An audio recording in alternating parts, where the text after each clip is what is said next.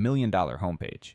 In 2005, 21-year-old Alex Chu sat in his bedroom in England, broke and worried about paying for college. He opened a blank web page and divided it into a grid of 1 million pixels. Each pixel cost $1, and companies could buy space for ads. At first, only friends bought tiny squares, but soon newspapers picked up the story, and demand exploded. Logos and banners covered the page like a digital quilt. Within 5 months, every pixel was sold. Chu had made exactly $1,037,100, turning a silly idea into tuition money, Beanie Babies. In 1993, toymaker Ty Warner released a line of small, understuffed plush animals with heart-shaped tags. They weren't flashy, but each had a name, a birthday, and a short poem. Shoppers first ignored them. Then Warner retired certain animals, making them suddenly rare. Collectors went wild. By the late 1990s, people camped outside toy stores buying armfuls. Prices on the resale market skyrocketed, with some plushes selling for thousands. At the peak of the craze, annual sales hit over $1 billion, and Beanie Babies became one of the most profitable toy fads ever. Magic 8-Ball. In the 1940s, Albert Carter built a fortune-telling device filled with inky liquid inspired by his mother, a Cincinnati fortune teller. The invention, a cylinder called the Psychosphere, flopped. Then his partner, Abe Bookman, placed it inside a giant black billiard ball. Suddenly it wasn't creepy. It was funny. Shoppers shook it for answers about love, money, or promotions. Kids asked silly questions, then laughed at its cryptic replies. By the 1950s, it was a hit in department stores. Over the decades, the Magic 8-Ball sold more than 1 million a year, generating over $100 million. Koosh Ball. In 1987, engineer Scott Stillinger tossed a ball to his kids and watched them drop it again and again. He wanted something soft, easy to grab, impossible to miss.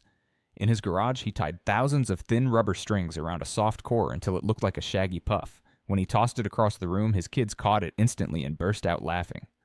The Koosh Ball was born. Toy aisles soon overflowed with neon colors. By the early 1990s, more than 50 million Koosh Balls had sold, earning over $120 million worldwide. Wacky Wall Walker. In Japan, Takara Toys created a strange little octopus made of sticky rubber. Press it against a wall, and it didn't fall. It crawled, twisting and flipping in slow, jerky steps. In 1983, businessman Ken Hakuta brought it to America. Kids hurled it at windows and ceilings, then shouted as it crept down like a bug come alive. Each peel of its rubber legs made the crawl even creepier. By the mid-1980s, more than 240 million wall walkers had sold, earning around $80 million from a toy that felt alive. Silly bands. In 2002, Japanese designer Toshikazu Yamanashi made rubber bands shaped like animals. They were meant for offices to hold papers without losing their shape. Years later, American entrepreneur Robert Krook saw them and rebranded them as silly bands. Now they came in neon colors and packs of dozens. On playgrounds, kids stacked them to their elbows, pulling them off to show shapes of guitars, dolphins, and crowns. Teachers banned them, which only made them more popular. By 2010, sales passed $100 million a year, all from stretchy rubber shapes. Furby. In 1998, toy inventors Dave Hampton and Caleb Chung introduced a small, furry creature with blinking eyes and moving ears. It spoke a nonsense language called Furbish. Kids leaned in close as it slowly learned English, repeating back simple words. Some swore Furbies talked to each other at night when the lights were off. Stores couldn't keep them on shelves. Parents fought to grab the last ones before Christmas. In just 3 years, over 40 million Furbies were sold, earning hundreds of millions for Tiger Electronics. Dog wigs. In 2007, Florida wig maker Ruth Regina looked at her Yorkshire Terrier and thought, why not wigs for dogs? She sewed tiny hairpieces in wild styles, pink bobs, curly blondes, even Elvis pompadours. Photos of spaniels in afros and poodles in mohawks spread online. People laughed first, then bought them for birthdays, weddings, and Christmas cards. Orders came from across the US and overseas. Within just a couple of years, wigs for dogs had sold tens of thousands of pieces, generating more than $1 million in revenue from canine hairstyles nobody really needed. Tamagotchi. In 1996, Bandai's Akimaita and Akihiro Yokoi created a digital pet inside a small plastic egg. The moment you pressed a button, a pixelated creature hatched. It beeped for food, for play, even for baths. Ignore it, and it grew sick, then died. Children clipped them to backpacks and checked the screen in class, desperate to keep their pet alive. Cafeterias buzzed with trades and stories of lost Tamagotchis. By the 2000s, more than 82 million had sold worldwide, earning over $1 billion from the beeping eggs. Flowbee. In 1986, inventor Rick Huntz attached clippers to a vacuum hose in his garage. The suction pulled hair straight up, and the blades trimmed it in seconds. Late-night TV ads showed families cutting hair in their kitchens, smiling as the vacuum swallowed every strand. People laughed, then ordered one anyway. Millions tried it on themselves, their kids, even their pets. More than 2 million Flowbees sold, earning tens of millions worldwide.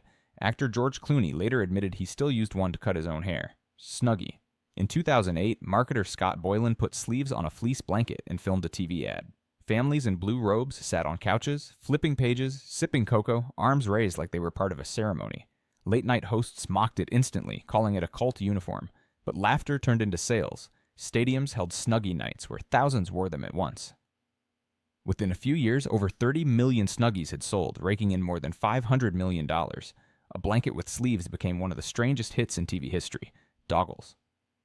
In the late 1990s, Ronnie D'Isololo noticed her dog squinting in the sun while chasing a ball. As a joke, she strapped a pair of sports goggles on him. To her surprise, they stayed put. That moment sparked an idea. Goggles made just for dogs. Soon bulldogs wore biker shades, and terriers strutted in pink frames. Pete stores stocked them, and the photos spread everywhere. Doggles turned into a global novelty. By the mid-2000s, sales had passed $3 million, proving even dog sunglasses could become a serious business. Plastic wishbone. At Thanksgiving in 1999, Ken Aroni watched as two people grabbed the only turkey. Wishbone and the rest of the table sat out. He wanted everyone to join in. In his workshop, he molded a plastic wishbone that snapped just like the real thing. He called them Lucky Breaks. Packs appeared in grocery stores and party shops, and soon kids were dueling with fake bones at dinner tables across America. Within a few years, millions were sold, earning Aroni's company more than $15 million from one clever plastic idea. Headon. In 2006, televisions blared the same commercial on repeat. Headon. Applied directly to the forehead. No explanation, no science. Just the chant, over and over again. People rolled their eyes. Comedians mocked it. But in drugstores, curious shoppers picked one up anyway, a waxy stick that claimed to ease headaches. Shelves emptied and orders poured in. The ad, hated and unforgettable, worked. By 2008, Headon had made over $100 million in sales, proof that sheer annoyance could move products. Billy Bob teeth. In the mid-1990s, dental student Jonah White saw prankster Rich Bailey pop in a set of fake, crooked teeth at a party. People howled with laughter, circling around him. White offered to mass-produce them. Soon stores were packed with Billy Bob teeth. Yellow, oversized, plastic chompers designed to look awful. Kids shoved them in at Halloween, and comedians used them on stage. The gag spread everywhere, and sales soared. By the early 2000s, Billy Bob teeth had raked in over $40 million, all from the ugliest smile imaginable. Pet rock. In 1975, advertising man Gary Dahl sat in a bar joking that rocks made the perfect pet. No food, no mess, no vet bills. A silly idea, but it stuck. He found smooth stones, packaged them in boxes with straw bedding and breathing holes, and added a manual teaching tricks like stay and roll over. For $3.95, you could take one home. Within 6 months, more than 1.5 million pet rocks had sold, making Dahl over $15 million from a punchline that became a national craze.